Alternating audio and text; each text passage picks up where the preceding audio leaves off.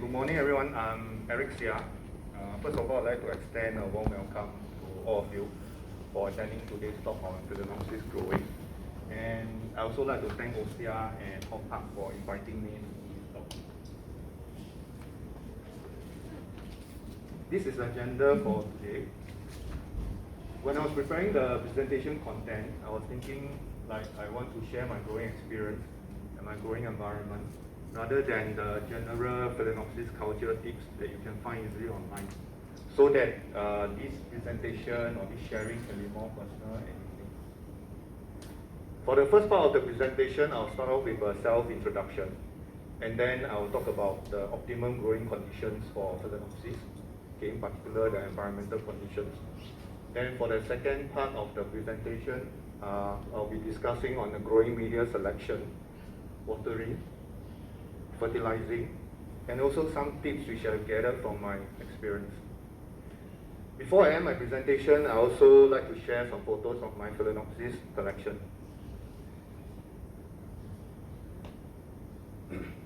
I started this hobby in 2016 when I moved to my current apartment, and at the time my planter area is quite bare, so I was exploring ideas on how to decorate my planter, and I happened to chance upon the Phalaenopsis thread in a Green Culture Forum website.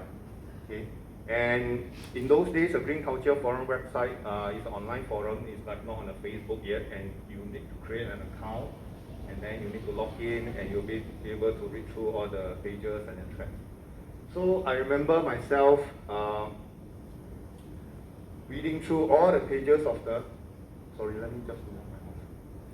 I remember myself reading through all the pages of the Phalaenopsis thread from the first page to the last, and I was really fascinated by the beautiful flowers shared by my fellow growers. And I picked up a lot of growing knowledge on Phalaenopsis in the forum itself, and that's how it triggered my interest, and I started with two so-called beginner plants. If some of you have grown Phalaenopsis before, okay, I started off with the Violaceae and the Bellina. Okay. These two varieties are easy to grow. They adapt well to our local climate, and they flower readily. In 2018, Singapore Garden Festival Orchid Show, I submitted 4 plants for judging, just for fun. At that time, I was curious to see where my plants stand in a proper orchid judging environment. And to my surprise, the 4 plants were awarded. The 1 plant got the first place, 2 got second place, and another plant got the third place.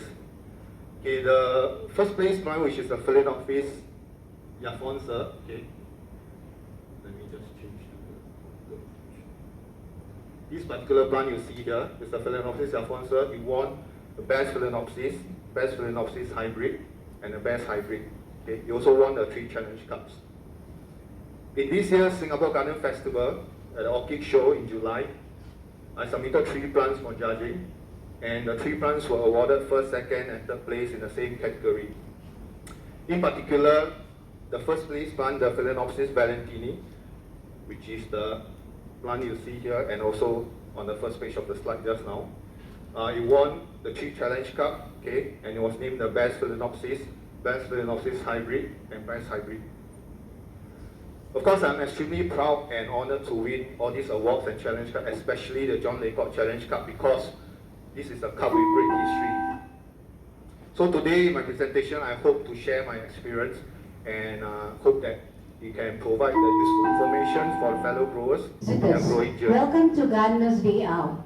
This month, our marketplace is spread over 3 locations within Hortpark.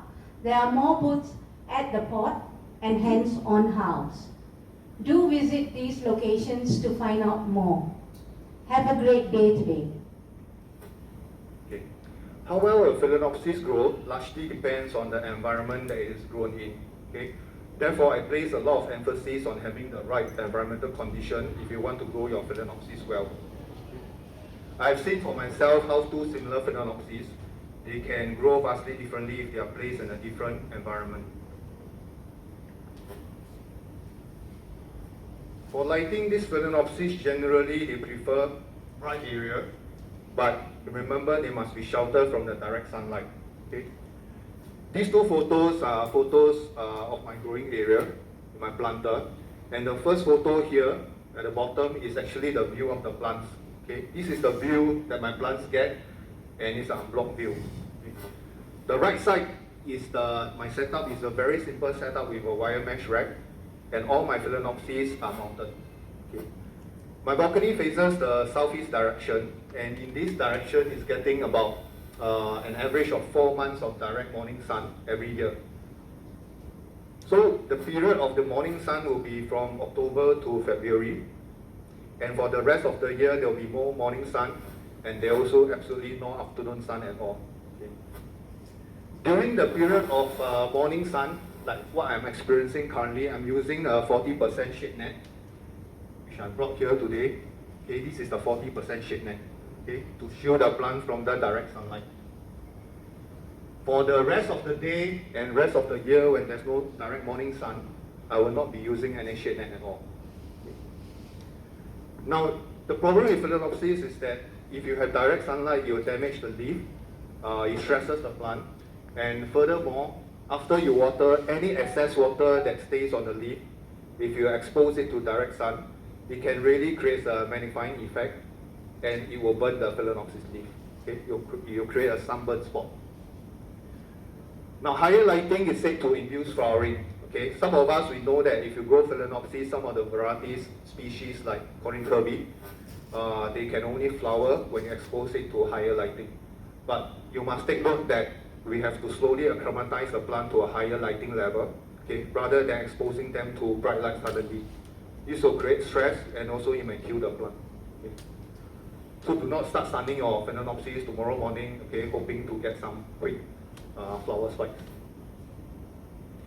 Now, from the leaf color, we can tell the lighting level in your growing area.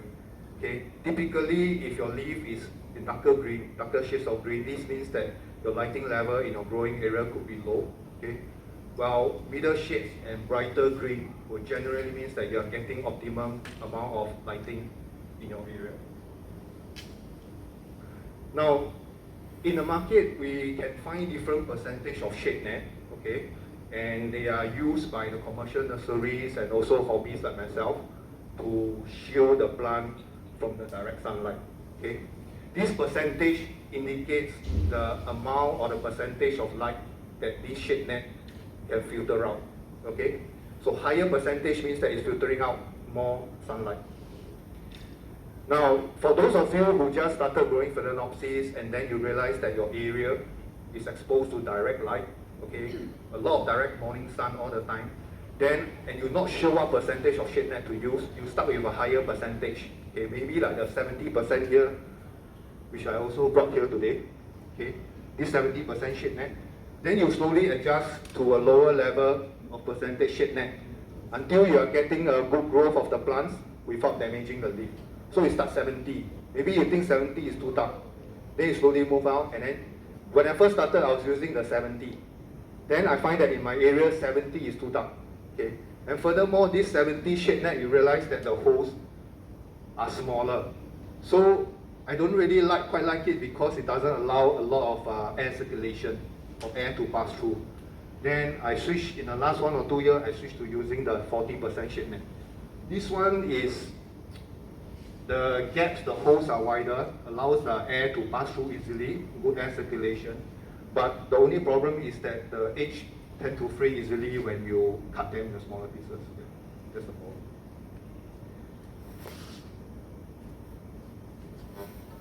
Okay, this is another 2 photos of my growing area showing that I'm using this 40% shade net to shield my plants from the direct sunlight. Now, temperature-wise, in my growing area is actually following the ambient temperature, okay, which is in Singapore average about 25 to 33 degrees Celsius. And because I grow them in a planter, there's a shelter on top the ceiling. So an average, I think my area is getting about 30 degrees. You can see from the thermometer, it's about 30, 32. This photo was taken in midday, okay. Now, the thing with temperature is that we have to be careful about the kind of Phalaenopsis that we choose to grow, okay, in Singapore. There are some Phalaenopsis, especially those that you see during the Chinese New Year from Taiwan, those bigger size leaf, and then a long arcing flower spike with a lot of flowers. Some of them may be very difficult to flower in our local climate. They require a drastic temperature drop between the day and the night, as much as a difference of maybe 10 degrees Celsius or more to trigger the flowering. So for me, because I don't have a climate environment at home, I'm just growing on a planter, I make sure that the kind of Phalaenopsis I select, okay, and the flowers you see here, make sure that, you know, they can flower readily in our local your growing area. Now in Singapore, we don't experience winter season of. Sorry, if a person is actually planting it in an aircon room of 16 to 18 degrees Celsius every day, does it help to flower as well for this type of orchids? Or Okay. it needs to be in a warmer place? Okay, for your question, I need to know the kind of Phalaenopsis you are growing. But based on my experience, I have not grown Phalaenopsis that requires a temperature of 16 to 18 degrees. That is very low. Probably you are growing some kind of Phalaenopsis that are growing at a higher altitude. Phalaenopsis.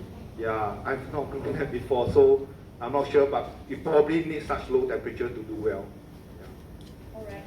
So if let's say we wanted to plant this type of orchids, we'll have to plant it outdoor then? You have to check the requirements of this Phalaenopsis lobby. Yeah, so. I mean, as in your For mine, you can grow them in like in a balcony or HDB corridor in our local weather. They'll bloom readily. but not to put it inside my room where aircon is on. No, not advisable. Okay, in Singapore, we don't experience winter season, and the lowest temperature we can experience here is probably like 22, 23 degrees Celsius. And even then, this happens after like 2 to 3 days of continuous rainfall. Okay. Now, during such low temperature, the humidity level will be high, and we have to watch out our watering, because when humidity is high, any excess water that stays on the leaf of the Phalaenopsis, okay, will be very difficult to evaporate and dry off. And the common problems that Phalaenopsis leaf face is that when water is allowed to stay on the leaf for a prolonged period, 2 to 3 days, okay, you notice that it might develop some sunken water marks, okay, on it, and this can really lead to infection, saccharine infections of the leaf. Okay. Okay, if you have a hygrometer like me, which I shown in this photo here, you can tell the humidity level of your growing area. Okay. Because I grow them in a balcony, so this photo is taken in middle of the day, a hot day, non-raining day, and you can see that the humidity is not high, 45% or max maybe 55%. In the morning and the evening times, okay, or night time, humidity can go up to 70, 75%. Okay. And because I grow them in the balcony, I call it a semi-outdoor. Some of you grow it in plots, so that's full outdoor. And those in the outdoor, you can really experience high humidity, maybe like 90%, you know, early hours of the morning or during the night time. So humidity can be extremely high. Okay. Now we have no control over humidity level, okay, unless you are growing them in a climate control area. Okay. And of course, online you can find a lot of suggestions on how to increase humidity of your growing area. So one example that I came across is that they suggest, you know, having a tray of pebbles, you fill it with water, and then you sit your pot on top of the pebbles, and when the water evaporates, you can increase the humidity of the air around the plants.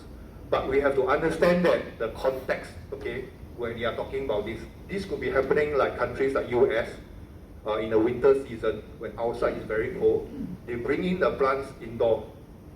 And when they bring in the plants indoor, because it's winter, they switch on the heater at home.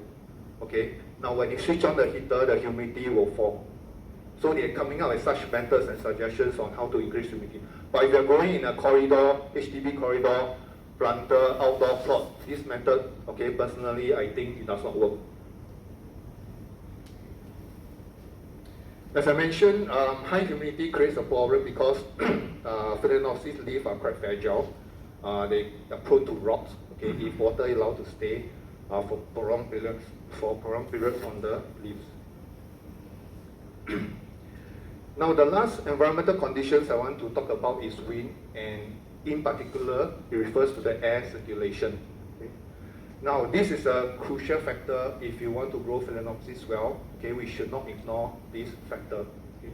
Having good air circulation, okay, allows the plant to increase the respiration rate and therefore increase and improve the growth rate of the plant. Okay. So imagine after you water stays on the leaf, but if your growing area is windy, good air circulation, the water can evaporate fast from the leaves. It can eliminate a lot of problems for your Phalaenopsis. Okay. Of course, during the times when we do not have windy condition, okay, we can use a fan to increase the air circulation of the growing area, okay, and to speed up the drying as well. Now, my planter is facing southeast direction as I mentioned, and in this direction is getting about it's getting the southerly winds for the period from April to November, and then from November to February, right, year end, is getting the northerly winds. So if I go back to this photo of my growing area, what I'll do is that, okay, so these plants are getting the wind directly here, southerly winds, and when it switches to the northerly wind direction, I will open the planter door behind the rack so that I can catch the wind coming from behind. So you see what I'm trying to do is that either way, I'm actually trying to get the air and create a good air circulation for my plants.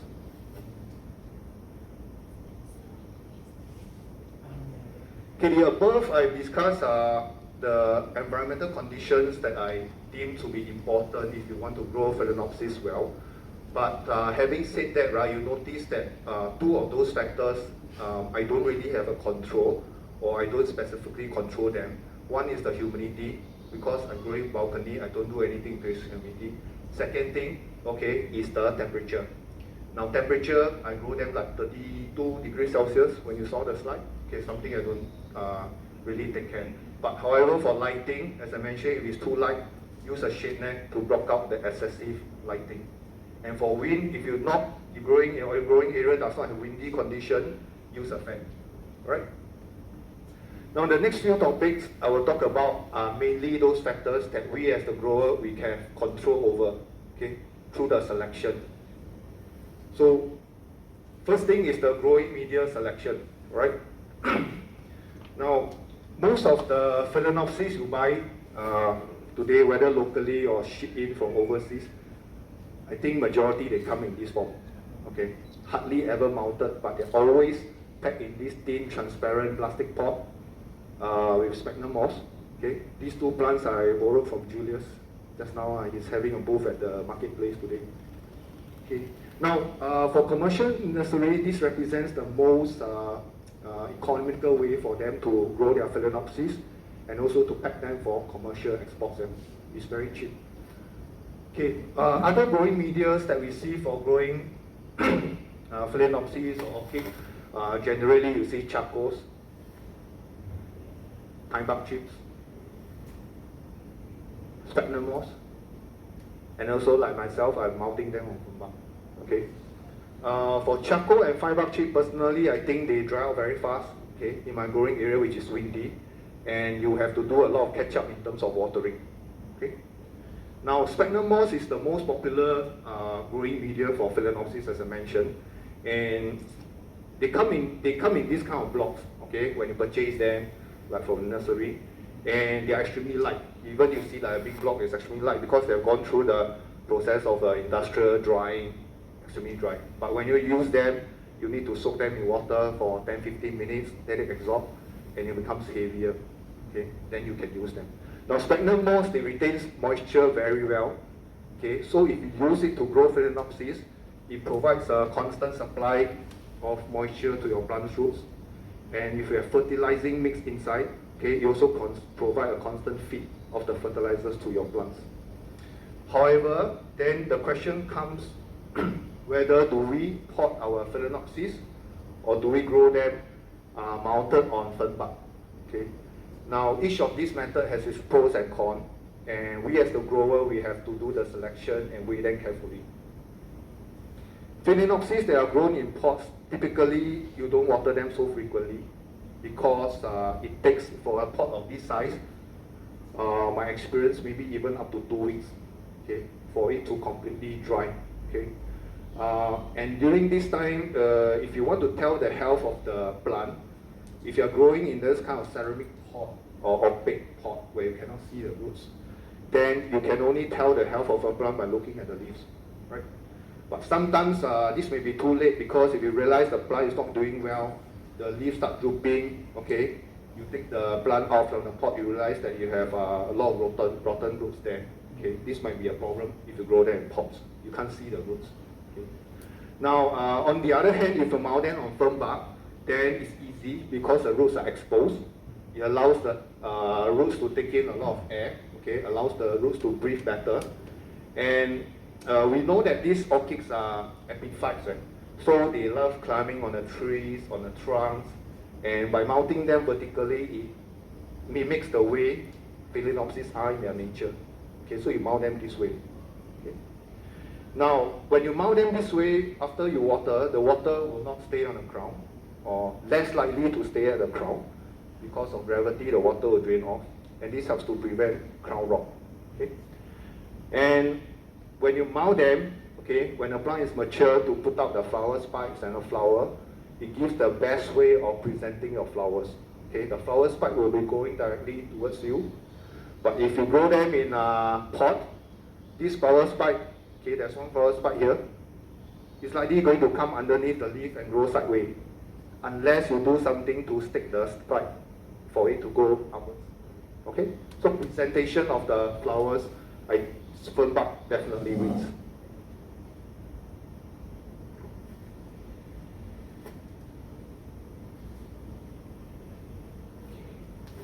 Now, when it comes to watering, this is also one of the more important topics when growing Phalaenopsis. If you can control the watering well, you can really eliminate a lot of problems that Phalaenopsis commonly face, like leaf rots, root rots, and also some pests and so on. So we cannot emphasize enough the importance of having or knowing how much to water and also when to water your Phalaenopsis. Okay? Now, typically for me, I start my watering early in the morning, okay, before 10 a.m. if time permits. And I water it early in the morning so that it has sufficient time during the rest of the day for the water on the leaves to evaporate and dry off. I do not like to keep wet leaves overnight, okay, because overnight the humidity is high. There's practically zero chance of your leaf dry during the night time. Okay? So I want to eliminate the possibility of having root rots, leaf rots, if because of the water staying on the leaf for too long. Secondly, we know photosynthesis, of course, takes place, right, in the presence of light, carbon dioxide, water. So by supplying the water in the morning, I can ensure that the plant has a supply of water when it needs to photosynthesize. If you're mounting them on a front bark, then chances are, like me, you have to water the plants almost every day. Okay, when the sphagnum moss is about 70–80% dry, you can feel the sphagnum moss on the front bark, and then you hose down the entire front bark, okay, with the water hose. Front of the front bark, the back of the front bark, in the center of the front bark. Because some of these front bark, they are porous, so the roots will have gone into the center of the front bark. So when you water the center and let the whole front bark be entirely soaked, okay, so that the center part of the roots will also get the water. Now, for me, because my collection is not big, I'm just using the common shower head, okay, that you use in your bathroom to hose down the plant. But of course, you can go for the more expensive option. This is more expensive, but this allows you to control the power of the water jet and then the spraying pattern as well. Okay. Now, for those of us who are growing them on pots, then personally, I think you need more experience and judgment call to know when to water Phalaenopsis that's potted like this. Okay. Now, one indication, of course, is by the weight. Okay, by the weight, because this is a very thin, transparent pot. It's almost weightless. Okay, this plant has not been watered for a while. Okay, because you know that when you put it on the table, you're almost going to topple. So one indication, right, is that you can feel the weight of the pot. Now, if you happen to grow it in your own pot, ceramic pot, those colorful pots and all that, then you can't feel the weight, right? Because the ceramic pot is heavier than the plant. So you can stick a finger into the moss and then feel it. Okay. This plant here later you can feel, this is almost dry, so you can water straight through. Okay. Water from the top, straight through. And for the next 1 week or so, 1 to 2 weeks, you don't have to water them. But remember, every 2 to 3 days, do lightly miss the underneath of the leaf, because the spider mites likes hot and dry condition. If you keep the plant on the table for 1 to 2 weeks, okay, thinking that the moss is wet and you don't do anything to the leaf, you might get spider mite infection if your area is very hot and dry. Now, of course, when I come across online or even about those, when I read about those Taiwan nursery, how they water pots like this. So one method, one suggestion, right, they have is that you can use one of those transparent, the tapao containers. You tapao a dessert home, that container. So they say you can fill the container with water, approximately about 1/3 the volume of this pot. So the pot size is this, so you estimate about 1/3 of the water, okay, put that in the container, and then you soak the plant into the container. Because this moss is so tightly packed, right, by the nursery, so it creates kind of like a wick, and the water can be absorbed from the bottom upwards. Yep. Then you wait for 10-15 minutes or so, you pour the excess water from the top. Okay. I use this method, okay, when I having plants like this when I first purchased them.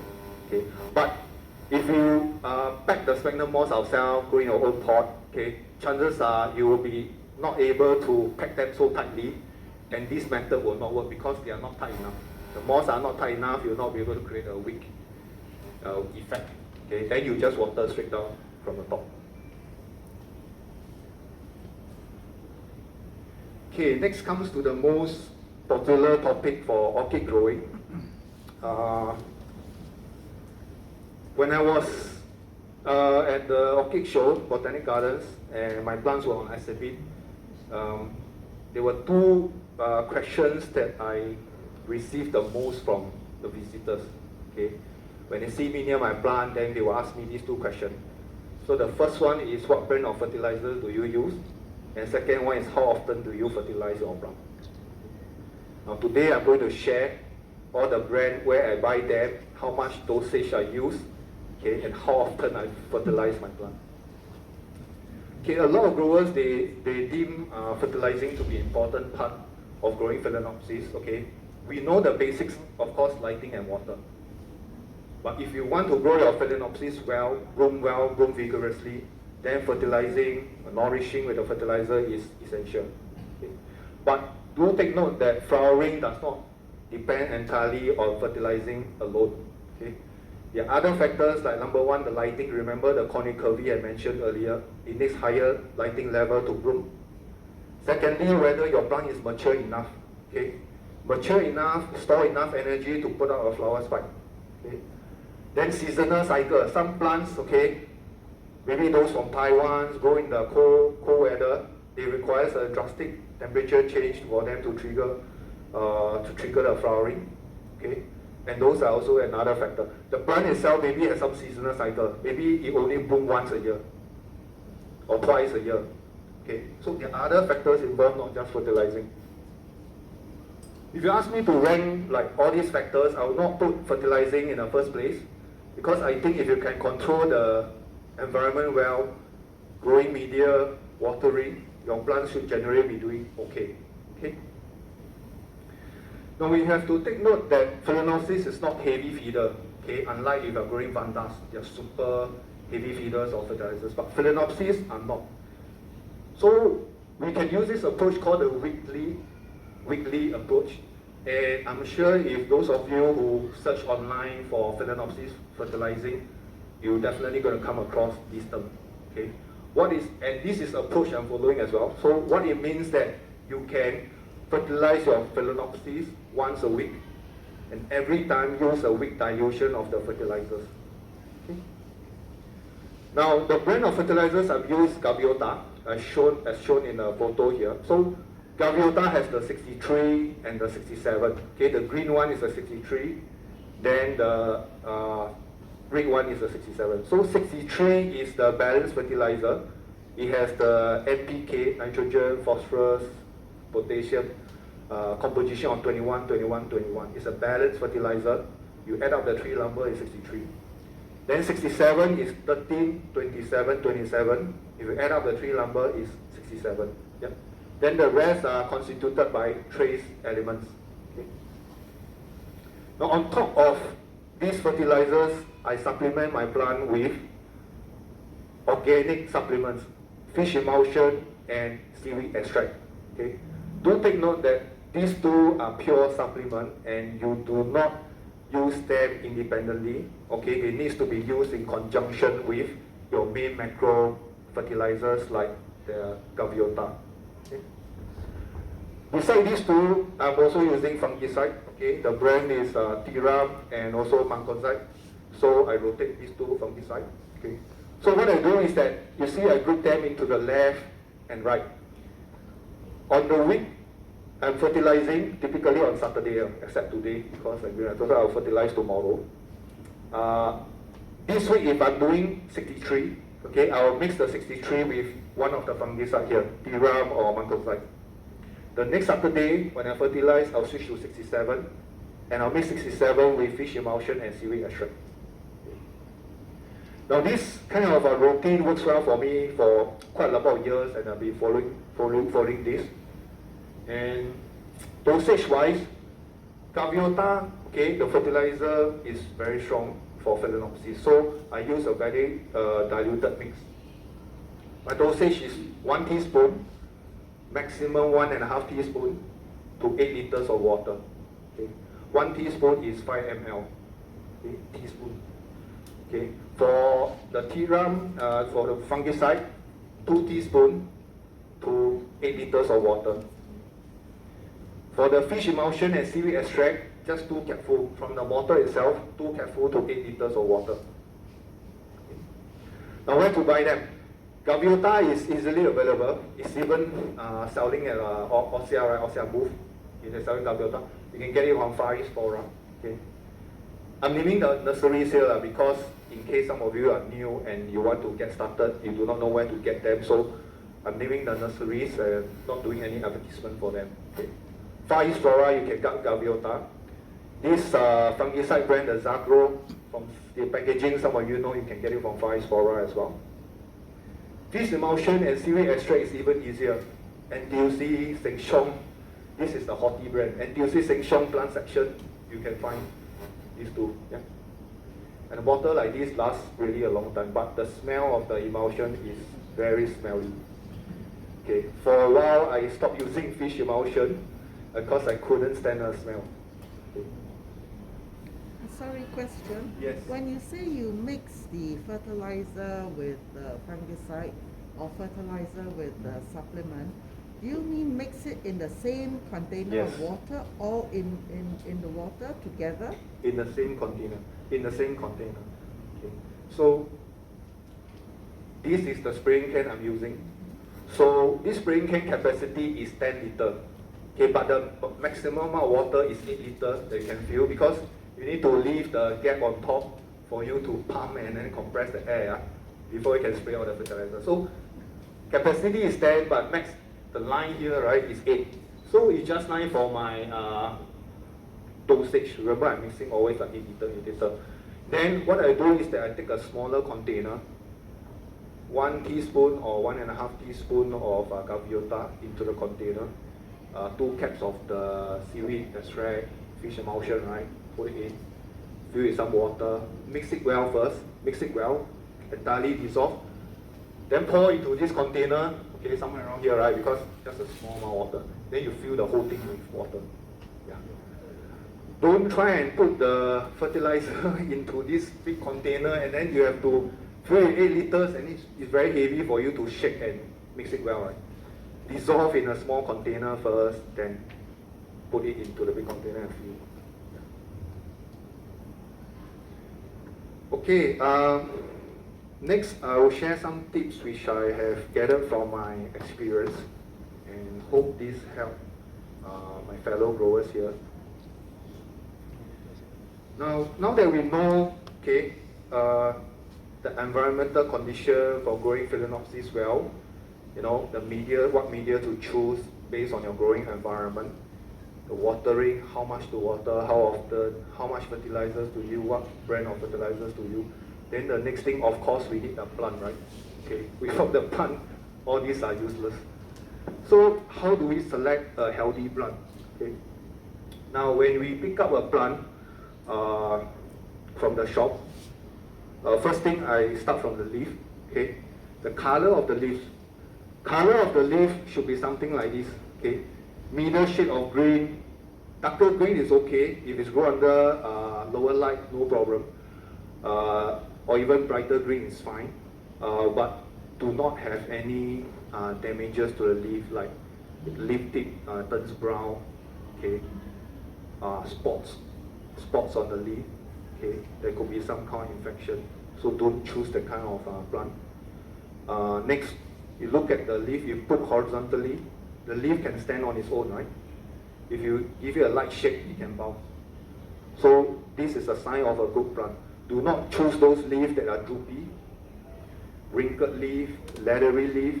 So those means that the root system will have some problem. Okay, and the plant is dehydrated. Okay.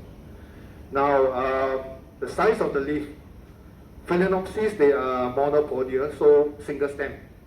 So they will grow one leaf to the left, then one leaf to the right, one leaf to the left again. Okay. Now, we can check the health of the plant, the health of the roots by looking at the size of the leaf. A healthy Phalaenopsis, right, the new leaf, should have the size equal or at least equal or bigger than the previous leaf. Like this example. You look at the new leaf, it's bigger than the old one and bigger than the one below. Okay, this is something I definitely want to look out for. If you have one leaf that stopped growing, and then this shows that, and then a new leaf that is bigger. So during that time, right, this leaf stopped growing because the roots have some problem or plant has gone to some shock. Okay, it's not able to grow to its full size. Okay, so look out for plants like that. Then for the roots, they come in this pot, so it's easy. We can check the root tips. If it's green, it's very good. Okay, the root is growing, is healthy roots, and no mushy, brown, rotting roots. Okay, in a pot. You can also press down the sphagnum moss a little bit, okay, if Julius allows. Press down a little bit to expose the point where the root joins the stem. Make sure there's nothing black there because in case there's stem rot, okay, there will be black color on the stem. So generally the whole color of plant should only be green. Light green is okay because it means that the plant has not been watered for a while. I think this plant, yeah, this plant has been watered, the sphagnum moss is darker. Okay, so when you water, right, after you water, the color of the roots will turn to dark green, okay, instead of very pale green. Pale green is still healthy, it's fine. Okay. Now, if let's say you are choosing the plant and then you find that, oh, along in a tray, 2 or 3 of them, okay, this is like KS Happy Eagle, 2 or 3 of them have all very good characteristics, then what do you do? Of course, you can buy more than one. Then you choose the one with the more leaves, okay? Because a plant that has more leaves is more mature and is faster to give you flower spike, right? All things equal, choose the one bigger leaf, more leaves, and if anything, right, you take home, the plant go into some shock or stress, it loses the old leaf, you loses the oldest leaf first, then you still have more leaves left.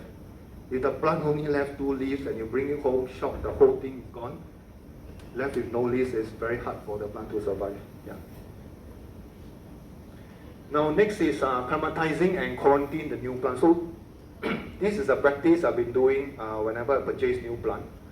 The main thing is that no matter how close the nursery environment, okay, like Julius, you know, where he grow this plant versus my own environment, there's always this little difference in terms of the micro environment where we grow the Phalaenopsis. So I want to slowly adjust the plant to my growing area without shocking the plants.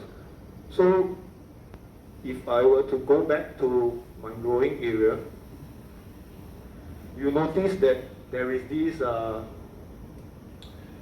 TV console, okay, behind the rack, and this is where I will place my newly purchased. If today I purchase this plant from Julius, I'll place this here, face the same direction as my current collection, so that it gets the same kind of windy condition, but lighting wise will be lower because it's blocked by this rack here, right? Because for new plant sudden climatization, I do not want to expose the plant to high level light, it stresses the plant. Okay? Now during the period of climatizing, I also do not fertilize the plant at all. So climatizing for me average about 1 to 2 weeks. Okay. Now I don't fertilize the plant because if the plant is climatizing, it doesn't need an active feed of fertilizers. And water only when necessary. Okay, when it's dry like this, then I will water. Okay. Now, so the thing with quarantine of new plants, so this is something that I practice because when I purchase the plant, okay, I do not know if the moss or the media contains any pests, pathogens and all that, okay? And I do not want to introduce this plant directly to sit beside my existing plants, okay? Because if there's any spider mites or any disease, it will spread to my existing collection, okay? So, and for COVID, right, everyone knows the term quarantine, so it's the same, okay? But of course, we don't have to do ART on the plants. When I first started, okay, when I climatize the plant, okay, I will take a black marker pen, and then I'll put marking on the pot where the root tip is. So during the next 1 week or 2 weeks, I can observe whether the root tip has grown beyond my marker point. Then I know the leaf, the root is actively growing. Then I know the plant has climatized the environment. If you cannot see the roots or root tip, then check the size of the leaf. The leaf, if it grows bigger, all good. A newly come out, also all good. Okay? Then you know that you can proceed to mounting the This month, our Phalaenopsis if marketplace you is want. spread over 3 locations within Hortpark. There are more booths at the pod and hands-on house. Do visit these locations to find out more. Okay, the next point, right, is that after I climatize the plant, then I will, for me, my preference is to mount it, and I'll mount it with fresh media. Okay, I'll take the plant out from the pot, and how to take it out from the pot? I will water this pot thoroughly until it's soaking wet. Give it a light push at the bottom here. This whole thing will come out. And when the sphagnum moss is so wet, right, the roots are easier to remove from the moss. Okay, you less chance of breaking the roots. Okay, if the sphagnum moss is dry, high chance you may break the active growing roots. Okay, then I will soak it in a light mix of fungicide and water. And if you notice there are some dry roots, dry roots, you can cut them off using a pair of sterilized scissors. And you can sterilize your scissors by flaming it until it's red hot. Okay, then cut off the brown roots. Only cut off the brown dry roots, do not cut off the active roots. Because this can really send the plant to shock, okay, if you remove the active roots. Then proceed to mounting on the fern bud.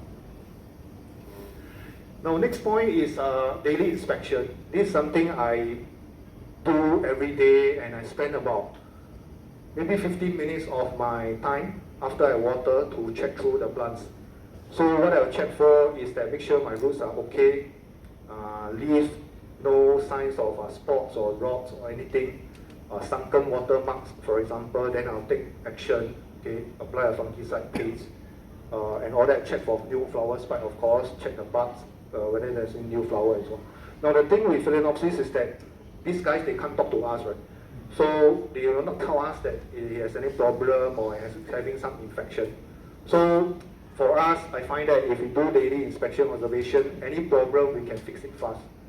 Okay. Some Phalaenopsis, they grow slowly, but the problem is that if you have a rot, a leaf rot, and we don't take any action, it can really develop into a secondary infection and can spread very fast. You can really lose the whole leaf or even the whole plant. And I find that the more we observe our plants, okay, in a growing area, the more you learn about how Phalaenopsis grow. Okay, so and you can grow them better the more you observe. The next point is more for people who just started out. It's okay to kill a few plants because there's nothing to be ashamed or embarrassed, if you just started off and kill a few Phalaenopsis. I mean, over the years, 6 years, I've killed my fair share of the plants. Nothing wrong with that. But of course, we want to know the reason why the plant died. Okay, is it because we neglect it? Because if you suspect that, okay, the plant died because of stem rot, okay, the roots are rotting. Now go ahead and cut open the stem, and you see that everything is black. No, at least you know the reason, and we don't make the same mistake again. Okay, the last one is in Chinese, so it says 不要3天打鱼2天晒网. Okay, this phrase I got it from one of my seniors in the Green Culture Forum days. He grew Phalaenopsis really well, and I was really impressed, okay, by his collection of Phalaenopsis. And in some of the posts, he put this phrase, and I remember until today. Okay, and basically he meant, if you loosely translate it, it means that do not fish for 3 days and then sun the net for the next 2 days. What he means is that he wants us to have the perseverance, the discipline, the commitment to want to grow the Phalaenopsis well, then we will do well. Yeah? And I find that not only for Phalaenopsis growing, in our work life, your personal life, we should adopt the same kind of attitude as well.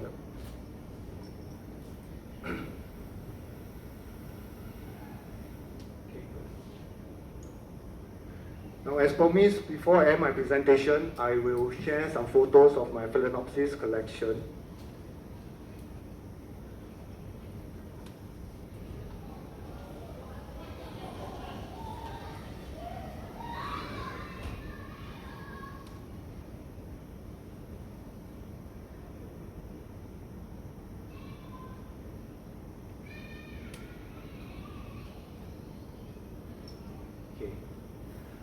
These are the 2 plants that I bought when I first started growing Phalaenopsis. Yeah? The left is the Valencia, the right is the Bellina. You look at the top, the photo, 2015 December.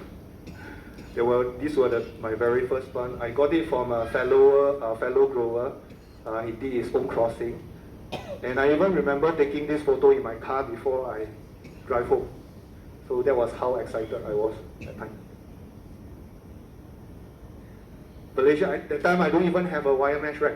It was just like a simple small drainage cell, and I tilled the pot, right? Because they always say, okay, till the pot, then the water will not stay in the crown to prevent crown rot.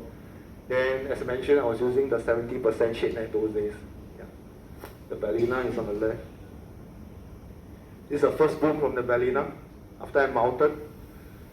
Very nice form, nice shape. As it matures, then it carry more flowers.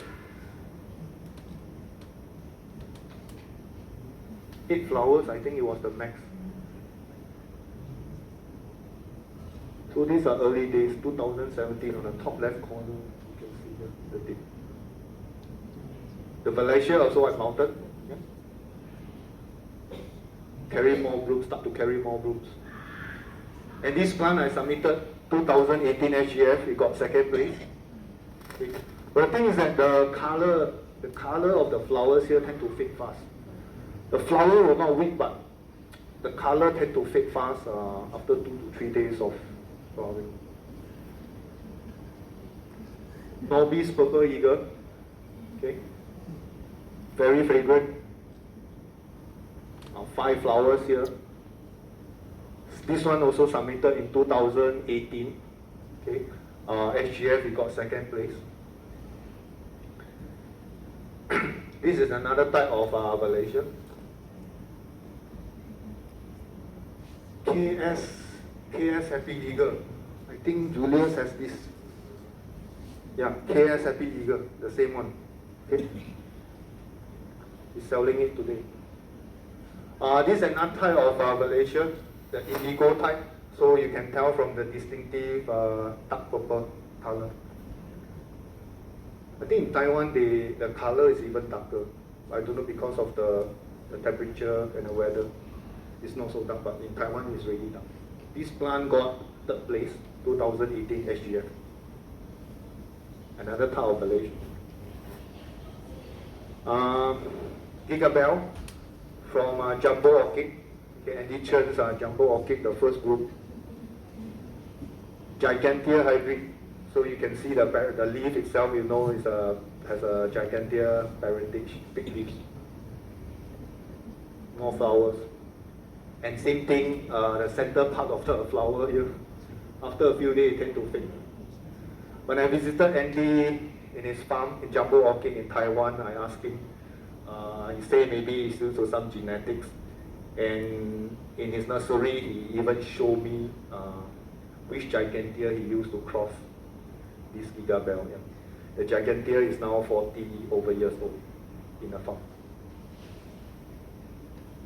Phalaenopsis Alfonsa 2018 SGF with the John Laycock's Challenge Cup. And another cup I think is the Chu Min Chin or Nam Yin Challenge Cup. Yeah. He has 3 Challenge Cup 2018. KS Super Zebra. This one a bit frustrating for me because there will be one spike and then grow 2 to 3 buds, flower, then it stops. The spike will stop flowering. Then it grow new leaf, new spikes again. Then what happened is suddenly one day, all the old spikes started to have buds forming. And it bloomed at the same time, and it ended up with like these 10 flowers. But not a very frequent sight. Very frustrating plant for me. Speciosa or Tetrapis, I think I use them interchangeably. This one very easy to grow. I consider them as a beginner plant, other than Valencia or Bellina. It's constantly blooming. So on the same spike, the bud turns to the flower. Then there will be another bud forming in the same spike, and goes on and on until the spike is very long. Fragrant as well. John Chicken Cherry. Bought this in 2018 when I was in Taiwan. It was a small plant, 2.5 inch, and I mounted it. Waited about 3 years for it to flower. You look at the size of the leaf. Again, Gigantea hybrid. From the leaf, you know, has one of the parents is a Gigantea. This flower fiery red. But the thing is that the first 2 days when it flower, the background is just yellow. Over the next 2 to 3 days when the flowers start to open fully, the background yellow become golden color. And then against the contrast of the red, it's very nice. It is, yeah. But again, it doesn't give me a lot of flowers, and I couldn't submit this for orchid show. One spike will have 2 to 3 flowers, then it stops. Grow some big leaf, another spike, another 1 or 2 flowers, it stops. Now, morning I check 9 spike, no flower. Very strange plant. But I've seen some photos in Taiwan, they really have. I think it's the John Chicken Cherry, BT Blackjack or something like that. You know, nursery, they always use that photo when they want to sell John Chicken Cherry, they use that photo. 20 over flowers. I'm still waiting. This photo, you can see how I extend my fern bark. So, when the roots have outgrown your fern bark, okay, normally I leave it hanging. But when I was with Andy Chen in Taiwan, right, I asked him for advice, and he told me that, okay, it's better for plants to cling on to something. They feel more secure. Yeah. So I did this fern bark extension myself. I used the $2 Daiso wire mesh behind, and then I just tie new fern bark on it, okay, and let the roots climb on the fern bark. I don't add any more sphagnum moss because any day I'm actually dosing it with water. Joy Val Kayunali from Joseph Wu Orchid. about 2018 when he came to Singapore for SGF. Again, this plant doesn't give me a lot of blooms, but the color is a very dark red, the red wine color. So the max, after what, 4 years, I think, this is 2022 June, 5 flower maximum, that's it. I can't get any more flowers from them at the same time. Yeah. LD Bear Queen, also a very popular novelty Phalaenopsis. If you grow Phalaenopsis, you know. 2022 August, just 3 months ago, LD Bear Queen, also very favorite. This is the Phalaenopsis SG United. It's crossed by our own local orchid master, Wyron. Okay. This photo was taken in February this year. Okay. And that time it was at its best. 15 flowers. So over the few years of growing, right, this plant is the one that truly impressed me because I have not seen such a young plant carrying so many flowers at one time. Okay. And you know that the number of spikes there, I think it's 3 only. But total 15 flowers. Yeah. Too bad when I submitted, this was taken in February. Too bad when I submitted in July for the SGF Orchid Show, it has grown up with some new leaf on top, and then it was covering the flowers. And the flower count when I submitted was only 12. It got 3rd place. This is another photo. So this is 2022 May. Yeah?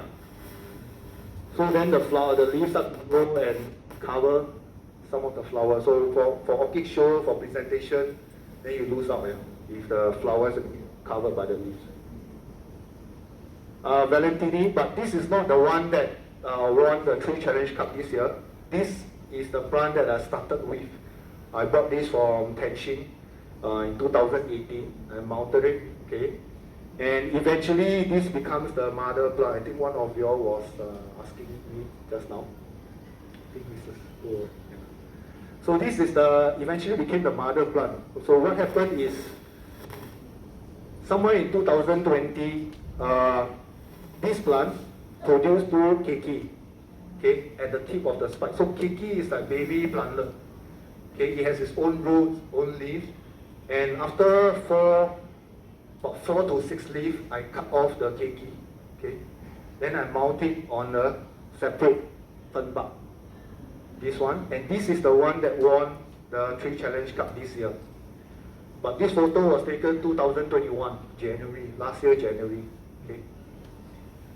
As I grow, I started to observe that this plantlet, the keiki, right, has more potential than the mother plant. Okay, and it started to have spikes after every new leaf. So a good Phalaenopsis, okay, a one that can bloom vigorously. Every new leaf there, if it comes out with a new spike, the spike will only come out below every 2nd leaf. First new leaf here, 2nd leaf. If there's a spike, it will come here. Never after the 1st leaf. 1 leaf, 2 leaf, spike. 1 leaf, 2 leaf, spike. So end up both the left and right side, all the flower spikes. Yeah.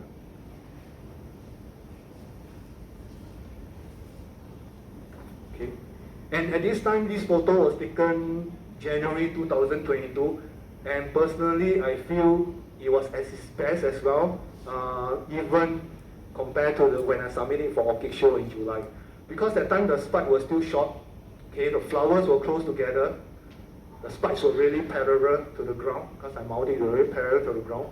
But when I submit in July, the SGF this year, okay, some of the spikes were already longer. Yeah. So this was photo taken in the SGF. It was already longer, so you can see that some of the spikes are already sinking downwards. So for best representation, I'll prefer it to be up. Okay? But if it's longer gravity, then the whole thing will sink down. Yeah. So this is July at the Berkey Hall, Botanic Gardens. This is another photo. This one is taken by nparks. I just took it from their Facebook page. Okay, and this is another view of my rack. Very simple setup. The rack is 2 meter in height and 1.5 meter width. The mesh itself, right, is like 5 cm, 5 cm. So to maximize our hanging space, I put another layer of this galvanized iron mesh, the hard one, against it. And this fine mesh, right, allows me to extend I can hang more closely together. Yeah. If it's 5 cm by 5 cm, then there's a lot of space wastage. Okay, I think that's the last photo.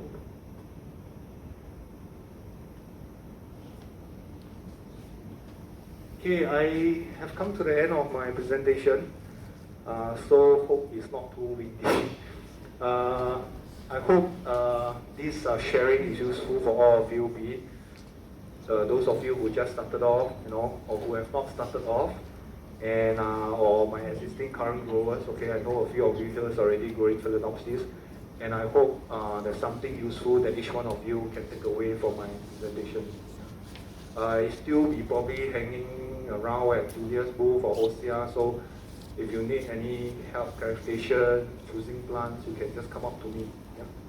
Thank you.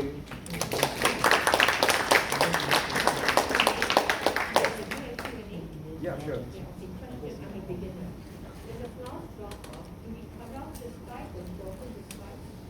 So far, my practice is I do not cut off my flower spike at all. I just leave it, even if there's no flowers, I do not cut it off until it turns brown. Even a brown, I'm lazy to cut it off, and I just leave it there. Now, one of the plants is like, the spike has totally dried off, it's brown, and it looks like a twig, basically. A dry branch. So I don't cut it off. Thank you, thank you. Okay.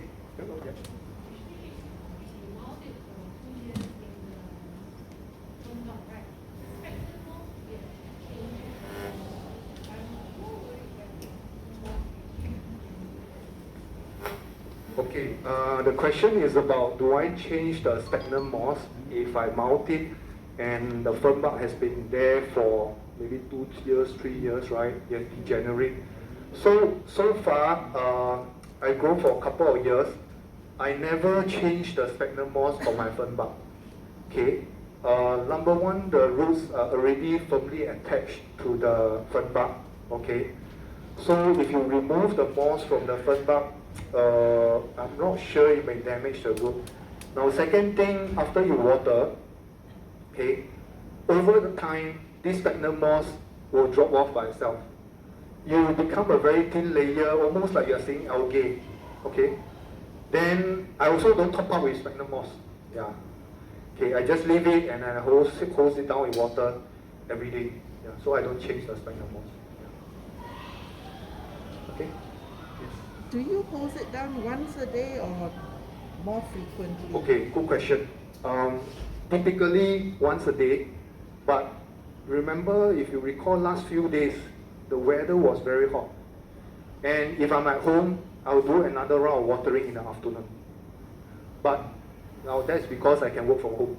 But if I cannot work from home, there's nothing I can do because I water in the morning and then I go to work and there's no second watering. Yeah. But if you have the time permits, by all means, if you find that morning you water, afternoon the sphagnum moss is almost dry, you can do another round of watering if you're confident that the leaves can dry off by night time. Yeah. If you see that it's sunny, very windy, go ahead and water. But if you think that after you water, maybe tonight the leaves will be wet, then I will avoid. Yeah. Is there some way that you time your the flowers to bloom for your competition, or is as and when? Yeah, I think people asked me this question before. I don't time my flowers, and I do not know how to time them. I leave it all to nature. I just do whatever I need to do every day, every Saturday, the fertilizing. But I do not time them. I know some people talk about, the orchid show is coming in July, this year. Can you, prep your plants for flowering? Sorry, I can't. In fact, I do not know which plant I will submit until 2 days before the submission. I do not know how long this guy is going to be there, whether on the day of the judging the flowers will fade or any buds will fully open. So I really can't tell. I don't know how the professional nurseries they are doing it. Maybe they're vandas or whatever, but no, impossible. I don't have the experience yet to time these guys. Transparent pot, do we need to, must it be dry, completely dry before we water? Transparent pot. If you fill this pot, you can water. That's cold. Yeah. Or It's some, dry and the moss it's is very dry. light, right? So you can water. I'll put it here later if you want to have a feel. It's really light because just now I tried to put it back on the table. I think it cannot, almost cannot stand on its own. But if you have your own pot, feel the moss. Must be dry, 80% dry. 80%. Yeah, if you feel this one, if you feel like the moss, you can even, so wet moss, they will not drop off so easily. So you can feel it, stick it inside. Like this, and if the roots are already pale green, go ahead and water. Yeah. Okay. When we buy a plant bag like this, do we have to remove the media and put in different kind of media, or do we just leave it with the sphagnum moss that it comes with? Do you plan to grow them in pots or you want to mount them? In pots. In pots, yeah. You can change it into your own pot, but I suggest you do it maybe after a week or two, after you acclimatize. You can change the media. Yeah. When you change into your own pot with the new media, right, the very first time when you put in the sphagnum moss, you wet your sphagnum moss, right, squeeze it and stuff it into the pot. Don't take the whole bunch of sphagnum moss with dripping water and then put it into your pot. That amount of water, right, can really, cause the roots to grow. Squeeze it dry. No matter how dry, it's still moss. It's still moist. Then you put it in your pot. Can you And grow it in charcoal or I clay personally, I pellets? don't prefer because for Phalaenopsis, better to grow them in sphagnum moss. Yeah. Charcoal, maybe vandas, I don't know, dendrobium. Yeah, so they do well. Yeah. Too dry for that, for this Phalaenopsis. And then, yeah, sorry. Sorry? Ivermectin. Is that the correct pronunciation? Also the Sacro brand, Sacro brand from Phalaenopsis.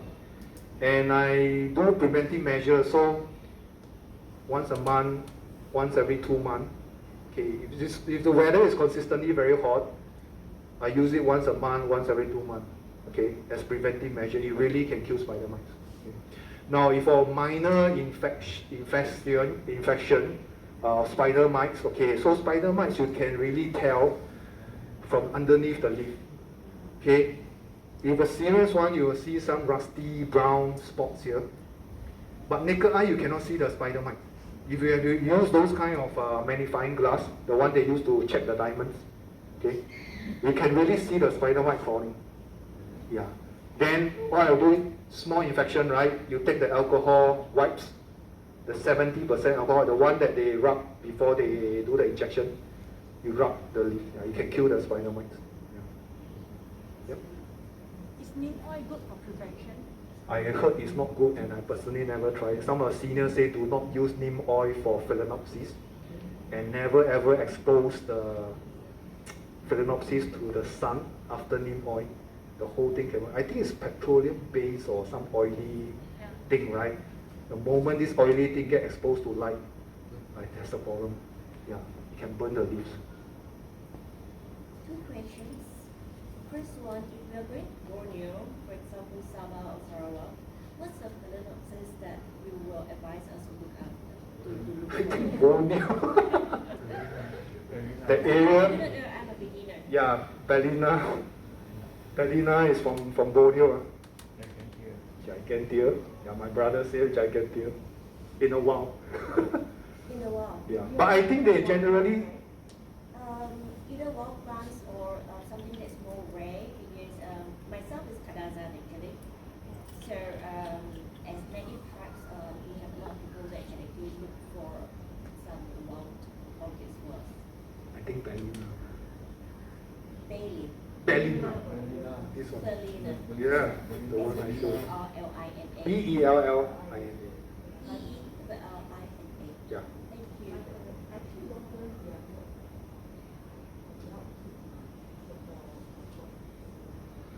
Yeah. This one. All right. And in that case, then my second question is, which flower is the most troublesome and require most time? So, for example, for a person that do not have anything to do and just want to spend time with flowers and got nothing to do and want to touch the flowers, do a lot. Least troublesome? Most. Most troublesome. As in, like, okay, you have the flowers there up before your eyes 24/7, and you can only water it twice a day. And Yeah. other than that, nothing. Are there anything else, like some of the flowers that you can spend more time with them and do more things with them? You want to have constant flowers. I want to have something that it requires more tender loving care and a lot More tender, I think Gigantea will be very difficult to grow. The Giganteas, I think the tough plants. I have not flowered Giganteas before. Still growing. And these plants are, they don't like their roots to be wet all the time. Keep them dry, and the leaves are also very prone to rotting. The Gigantea is also they are in the wild in the Sabah, Sarawak, Borneo region. Yeah, Indonesia. Those are wild Gigantea and it's very hard to flower. 5 years, 6 years. You can talk to Julius if you like Gigantea. I think he's also a crazy fan of. Yeah, he's going to Taiwan. Okay. I know what you're going to do. You know. If he's going to Taiwan, I'm going to Bangkok. Okay. Yeah. Okay, I think I overrun like 20 minutes. So thank you everyone. Okay. Have a good weekend. Thanks.